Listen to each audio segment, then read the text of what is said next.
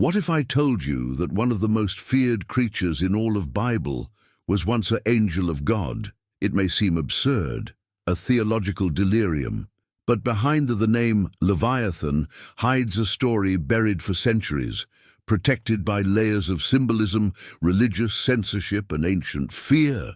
We're not talking about a simple mythological creature. We're talking about something or someone that has been described as the guardian from the abyss, the bringer of chaos, and in certain occult currents, a fallen angel with a mission dark. And now I ask you, who would dare to face the face of that which was created by God, but who chose the side of the abyss? If you have faith, if you believe truly in God, write this phrase in the comments now, same. My faith is stronger than any darkness.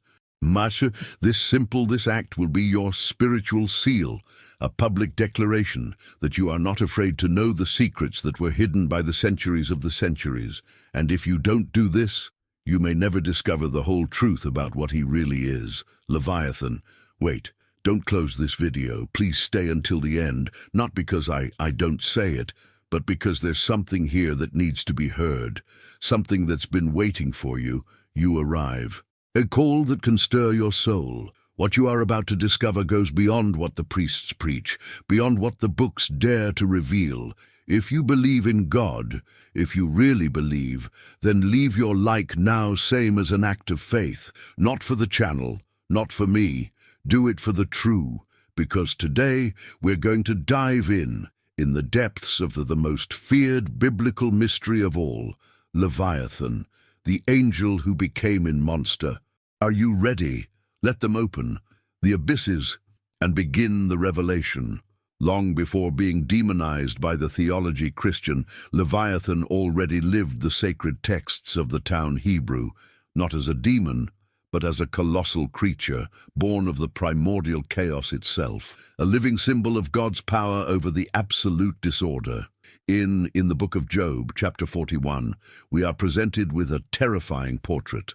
Will you bring out the Leviathan with hook? God asks the man. The answer is clear. No one can tame it, nor not even touch it, without paying a price.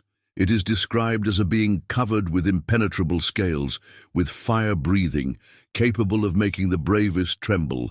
It is not just a sea beast, it is a reminder that there is forces that only He, Creator, can contain. In Psalm 74:14, it is stated that God broke the heads of the Leviathan, and it gave as food to the inhabitants of the desert. This image, raw and almost poetic, suggests something more than a simple victory over a creature. It is a declaration of divine supremacy over creatures' forces from chaos, but it doesn't end there. In the book of Isaiah 27:1 prophetically announces that the coming of the he-day, in which the Lord will punish with his fierce, great and strong sword to the Leviathan, swift serpent, and to the Leviathan, crooked serpent, and he shall slay the dragon which is in the sea. Here Leviathan takes on a more spiritual, almost apocalyptic form, as if representing evil itself that will be destroyed at the end of times. Is it perhaps the Leviathan, a simple sea monster, or is it the personification from the evil that lurks from the beginnings? Many scholars believe that these descriptions have his root in ancient legends, Mesopotamian and Canaanite. In particular, in the myth of Leviathan, a seven-headed serpent heads representing chaos defeated by the god Baal. Coincidence, or proof that the Leviathan is an echo of fears even older than the own Bible? What is true is that, in the heart of the tradition Hebrew, Leviathan is not an enemy anyone. It is chaos made flesh, and if God created, also chose, let it exist. But why? The answer may be in the creation same, and that's where we're headed now. To understand Leviathan, it is not enough to observe it from the perspective of terror. We must go deeper. We must look at the origin, to the instant when the universe was pronounced by the voice of God. According to ancient collected rabbinic traditions, in the Talmud and in the Midrashim, the Leviathan was not created as a rebel monster. No, it was molded by God in the first days of the creation, along with other colossal creatures, such as the behemoth. Both represented primordial aspects of the nature, the sea and the earth, instinct and immobility, chaos and force. But there is a disturbing detail. The Midrash teaches that they were originally created two Leviathans, male and female. God, foreseeing that if they reproduced would put in risk the stability of the world, killed the female and reserved his flesh for the messianic banquet of the end of the times. Can imagine it, a creature so powerful that even its existence was a threat to the creation. A being whose female was sacrificed by the good of the cosmic balance. This story suggests something profound. The Leviathan is not simply an external threat, it is part of the original fabric of the universe. It was created by God, and at the same time, limited by Him. And here, a chilling question arises. What creature class needs to be contained from the start by the very same Creator? Some Kabbalists interpret this duality as a reflection of the own human conflict. Within every soul dwells a Leviathan, a force immense, wild, potentially destructive, but also sacred. It's not about destroying it, but about understanding it, of preparing for the day in which the man, purified and elevated, may sit at the table with God and consume that which he once feared. That final banquet is not just symbolic, it is the promise that even chaos will be redeemed. And if the Leviathan was part of the original creation, then also has a destination in the final redemption. But to get there, we must understand how went from being a divine creature to a fallen angel. So far, we have seen the Leviathan as a creature of the sea, a force from the chaos contained by the divine will. But in some point of the history, that ancient symbol changed its face. It became something darker, more closely linked with the heavenly rebellion. During the Middle Ages, Christian theologians, influenced by apocryphal and Gnostic currents, began to reinterpret the Leviathan. It wasn't just a sea beast. It was a being with will, with ambition, with spiritual power. And in that new face, many they saw a fallen angel. In grimoires, ancient and treatises of demonology, he is mentioned as one of the great princes of the hell. Along with Lucifer, Beelzebub and Asmodeus, the Leviathan occupies a place of power within the infernal hierarchy. How is this possible? Some texts, such as Colin de Plancy's Dictionnaire Infernal, identify as the demon of the envy. Others it describe as the guardian of the doors of the abyss, a being that prevents souls from escaping of eternal torment. Coiled around of the hell is like a snake that doesn't let the light in. Was it really an angel who fell? Some mystics suggest that the Leviathan did not fall, but was appointed. May God gave that dark role to balance the creation, as an angel of the judgment, a force necessary to contain what the men cannot face. And here comes a disturbing symbolism. If Lucifer represents the pride, yes, Asmodeus incarnates the lust, then Leviathan is the poison of the soul that desires what is not belongs, the envy that consumes from within. The spiritual reflection of a humanity that, like the Leviathan, was once celestial and chose the depths. This transformation was not accidental. It is a reflection of how societies began to fear not only what they see, but what they carry inside.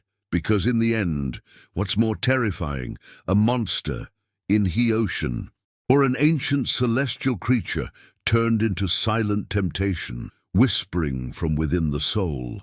In the next few minutes, we will explore how this already demonized being became a key piece of ceremonial magic and occultism. In the darkest corners of the occult manuscripts, the name of Leviathan resonates with a different echo, already not as a creature, nor not even as an angel, but as an invoked force, a felt presence, a spirit feared and revered at the same time. The ancient grimoires of the Renaissance, like the Goetia and the Dictionnaire Infernal, they place Leviathan in the highest hierarchy of the hell. It is not simply a demon more. He is one of the great kings of the abyss, the one who rules the waters hellish, enveloping the spiritual world, like a suffocating snake, the reality. But it more disturbing is how the practitioners of ceremonial magic were looking for his power. In ancient invocation rituals, it is believed that magicians drew protective circles with specific symbols to contain his essence, not to dominate it, but to avoid being devoured by its presence. Summon the Leviathan was considered an extreme act, reserved only for those willing to face the most chaotic forces in the universe. And so, they did it for a reason. The Leviathan doesn't offer physical power. It offers spiritual power. The power to control the envy, to manipulate the will of others, to awaken deep desires that sleep in the collective unconscious. It is not a demon of external destruction, is a master of the internal corruption. In the ritual symbolism, Leviathan appears as a coiled dragon, biting itself the tail, the Ouroboros, an ancient symbol of eternity, but also of cyclical imprisonment. Occultists saw in he the jail of the soul, a prison without bars, where the man lives trapped in his lowest passions, believing that he is free. Many esotericists, they claim that the name Leviathan never has to pronounce during a ritual without preparation strict. To name it is to open a door, one that may not close, never. And perhaps that is why, throughout the centuries, its image has mutated, from serpent to dragon, from demon to symbol. Because Leviathan not only inhabits the depths of the sea, inhabits the depths of the soul. But what does this figure really mean in the deepest esoteric and mystical circles? Now let's unravel its hidden symbolism and what it represents for those who seek knowledge forbidden. For occultists, Leviathan was never just a demonic entity. It was, and still is, a deep archetype of the human soul, a mirror of inner chaos, and one of the most dangerous and revealing keys to the wisdom prohibited. In the Kabbalah, a mystical current of Judaism, Leviathan is interpreted as a force that surrounds all creation, a kind of cosmic serpent that represents the energy that connects and at the same time limits. It is spoken from the Najash Hakadmoni, the primordial serpent, as an expression of desire, power, and consciousness. Some, even Kabbalists, suggest that the Leviathan is the circle that contains the universe, and that to understand it is to touch the secret of infinity. In this esoteric framework, the Leviathan symbolizes the absolute unity of the whole, but also the illusion of the separation. It embodies the divine contradiction, being the limit and at the same time the bond that unites. The Tarot, in his reading more hermetic, related the energy of the Leviathan with the letter of the devil, a figure chained to the pleasures, but whose prison is open. That is, we are prisoners not by external force, but by inner ignorance. Leviathan, in this vision, it is not the enemy. It is the alarm clock. In spiritual alchemy, it is see how the energy raw, the prima materia, which must be tamed and transmuted. Mastering the Leviathan doesn't mean defeating evil, but rather integrating the shadows, understanding the more impulses dark, and purify them through the fire of the knowledge. That's why many secret societies, such as the Rosicrucians or Renaissance alchemists, codified its figure in symbols of dragons, snakes, or labyrinths. The Leviathan was the guardian of the secret, the creature that guards the doors of the temple, and only allows the step to those who have overcome their own demons. He is not an enemy of the man. It's his proof. But here's the most disturbing thing. The thing that Leviathan symbolizes lives inside each of us, and if we don't face it, if we don't understand it, then he will be the one who devours us from within slowly, without us noticing. And while the ancient scriptures it cursed and occultists did it, they revered, modern culture transformed in an icon, a living symbol of the fear and power. It's time to see how Leviathan was adopted by the imaginary contemporary. Although was born in sacred texts and was molded by the theology and occultism, Leviathan was not left trapped in ancient manuscripts. Today, their name resonates in movies, video games, literature and art as a modern symbol of absolute terror, of incomprehensible power, and of what the man cannot control. From monsters colossals that emerge of the deep ocean in science cinema fiction, even titanic beings in video games like Final Fantasy or Doom, the figure of the Leviathan has been reinterpreted time and again as the archetype of the primordial fear. It is no coincidence. Modern humanity, despite its technology and rationalism, continues fearing that which you cannot see and which you feel is lurking. In series like Supernatural or in cosmic horror novels inspired by authors like H.P. Lovecraft, the Leviathan appears as an entity ancient before time, connected with it unknown. He is portrayed as a force impersonal that does not hate, but neither loves. It simply exists, devours, and reminds us how small we are in the face of the abyss. But beyond of the entertainment, the Leviathan also has been used in philosophy and politics. The philosopher Thomas Hobbes used his name to title his most famous work, Leviathan, 1651, where he described as a symbolic figure of the state, a gigantic entity that maintains the order, but also can become oppressor, devouring the individual freedom. A modern analogy for an ancient creature, and if we pay attention, we will see that today he, Leviathan, lives too in it, invisible, in the social anxiety, in the algorithms that consume our attention, in systems that seem impossible to understand or challenge. The new Leviathan does not roar, it does not crawl across the seas, it lives in it abstract, but dominates real. Maybe that's why we keep talking about him, because he represents something deeper than a simple monster. It's the fear that takes shape, and each generation you saw it with new faces, new stories, but always with his same ancestral tremor.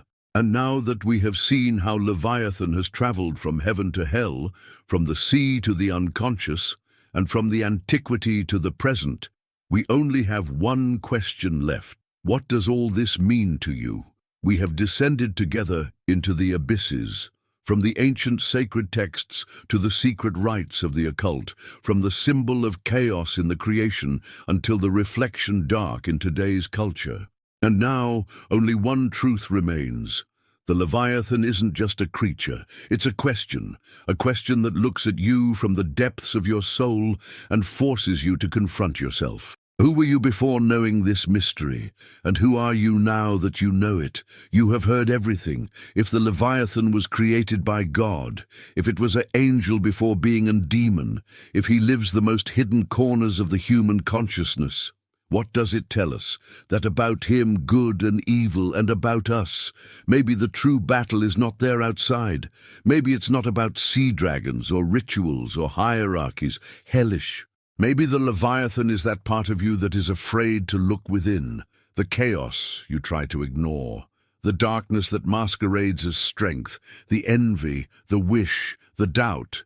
But also, it can be your redemption, because only he who faces the Leviathan is worthy of sitting in the banquet of the righteous. And now I ask you, are you going to ignore all this? Or are you going to take this knowledge with you like a seed in your soul? If this video resonated with you, if something inside you was stirred, then don't go in silence. Leave your like if you think in God and are willing to face the truths that the world hides. And comment now same. My faith is stronger than any darkness. Do it as a sign that you are not afraid of knowledge. Do it so that others, like you, may wake up. And tell me in the comments what you believe you who really are the Leviathan, an angel, a demon, a symbol, or something more. Thanks for getting here, and if you want to discover more secrets like this, subscribe to the channel and activate the notifications, because this was just the beginning.